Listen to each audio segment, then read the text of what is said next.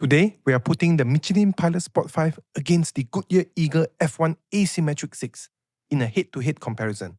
One focuses on balanced everyday performance, the other leans towards more outright dynamic ability. And that sets up one of the most competitive ultra-high performance tyre battles we've ever seen. Let's find out. Hey guys, now we are at the wet braking track. So this is a fairly simple procedure. The vehicle actually accelerates all the way to 80 km per hour and then he slams the brake directly.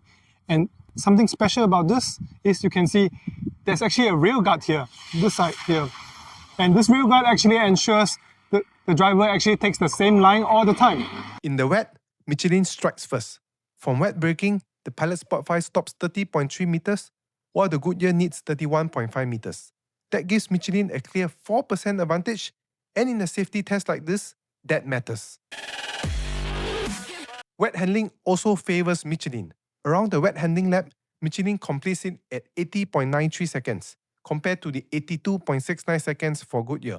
That is around 2% faster. Subjectively, Michelin also feels stronger, scoring 7.3 points against Goodyear's 6.8 points, giving it a 5% advantage in wet handling feel. Now we are at the aquaplaning track, and here we are trying to test the slipping speed of the tyre to see which tyre actually mitigates the most water. So if you can see over here, the car is coming up full speed, and all he does is just press accelerator all the way to find the slipping speed of the tyre. That's all.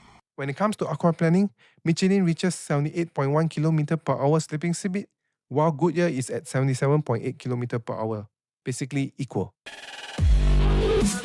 Hey guys, now we are at the dry braking track. So this procedure is directly from 100 hard braking down to 0. You can see the tire here. There is no rail like the wet braking, and we are evaluating the stopping distance from 100 to 0. When it comes to dry performance, the battle starts to shift. In dry braking, Michelin is still slightly ahead, stopping in 35 meters versus 35.5 meters for Goodyear. That's only a 1% advantage or a 0.5 meter gap. But in dry handling, Goodyear shows its strength. The Eagle F1 Asymmetric 6 completes the dry handling lap in 53.64 seconds, while Michelin takes 54.7 seconds. That gives Goodyear around a 2% advantage. Subjectively, Goodyear also comes out ahead, scoring 7.5 points compared to Michelin's 7.2 points, suggesting that Goodyear feels slightly sharper and more confidence-inspiring when pushed hard in dry conditions. Comfort is very close. Both tyres score 6.5 points subjectively, but Goodyear has a tiny edge in interior noise, measuring 68.8 decibel compared to Michelin's 69 decibel. Not a big gap, but still slightly quieter. Rolling resistance is another important difference. Goodyear records a 8.12 coefficient value, while Michelin is at 8.5. That gives Goodyear around a 5% advantage, meaning it should be slightly more efficient. Now for mileage, this result was taken from the 2025 Autobuild Summer Performance Tyre Test. Goodyear delivers 54,000 km, while Michelin achieves 52,170 km.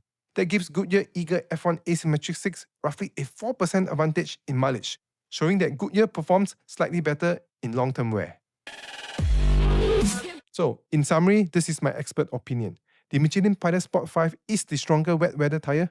It brakes shorter, feels better in wet handling, and delivers slightly better aquaplaning resistance. On the other hand, the Goodyear Eagle F1 Asymmetric 6 is the sharper dry performer. It is faster in dry handling, slightly quieter, has better rolling resistance, and also comes out slightly ahead in mileage. Thanks for watching, and don't forget to subscribe.